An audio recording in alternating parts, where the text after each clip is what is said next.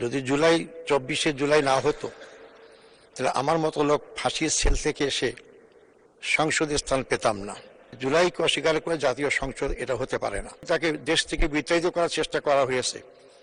তিনি আপোষহীন ছিলেন, তিনি দেশ থেকে বিতাড়িত হন নাই। মাননীয় স্পিকার, আমাকে সুযোগ দেওয়ার জন্য আমি আপনাকে অসংখ্য ধন্যবাদ জানাচ্ছি।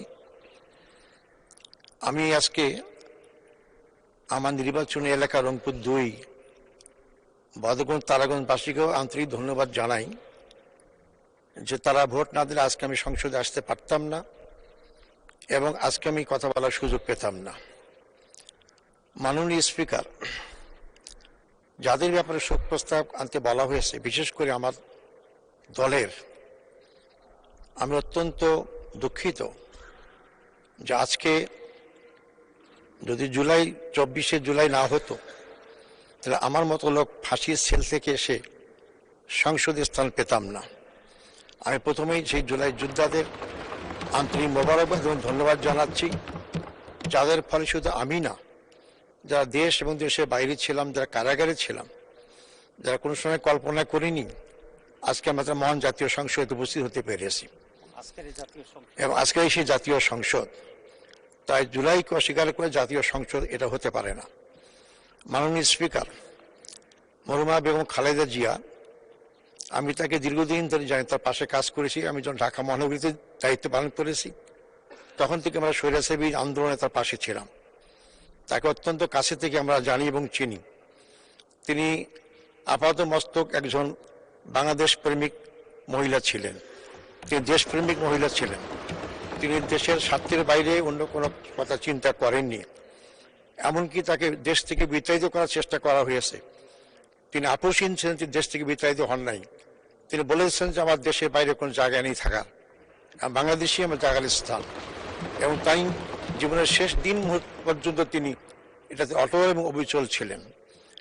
মাননীয় স্পিকার, আমাদের যাদের পাশে আমি জেলখানে একসাথে ছিলাম তারা আজকে আমার কাছে নেই, তারা চলে গিয়েছেন, তারা আমার নেতা ছিলেন। তা আমাদের সর্বপ্রথম ছিলেন আমাদের তৎকালীন বাংলাদেশ জামাত ইসলামের আমির, সফল মন্ত্রী মাওলানা মতিউর রহমান নিজামী। তার সাথে আমার ছাত্র জীবন থেকে পরিচিত।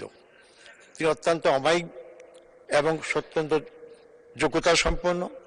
তিনি অত্যন্ত সফলভাবে তার 2টি মন্ত্রণালয় পরিচালনা করেছেন এবং তার বিরুদ্ধে কেউ একটি টাকার আত্মসাতের কোনো অভিযোগ পেশ করতে পারেননি। তিনি আজকে আমাদের কাছ থেকে চলে গেছেন। আমাকে তো মিথ্যা মামলায় সাজানো করে আমাকে ফাঁসি দেওয়া হয়েছিল, ফাঁসির হুকুম করা হয়েছিল, যেটাকে পরে মিসক্যারেজ অফ জাস্টিস বলা হয়েছে। একই কারণেই মাওলানা মতিউর মির্জাকে ফাঁসি দেওয়া হয়েছে। অত্যন্ত মিথ্যা প্রপাগান্ডা করে, মিথ্যা নাটক সাজিয়ে তাকে হত্যা করা হয়েছে।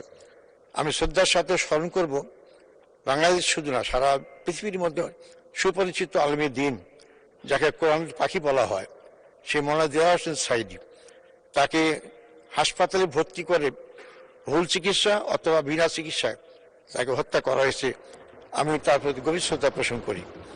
আজকে যারা আমাদের কাছ থেকে বিদায় নিয়েছেন তার মধ্যে আমাদের সফল মন্ত্রী, তৎকালীন বাংলাদেশ জামাত ইসলামী সেক্রেটারি জেনারেল জনাব আলী হাসান মুজাহিদ, তাকে একই মামলায় হত্যা করা হয়েছে।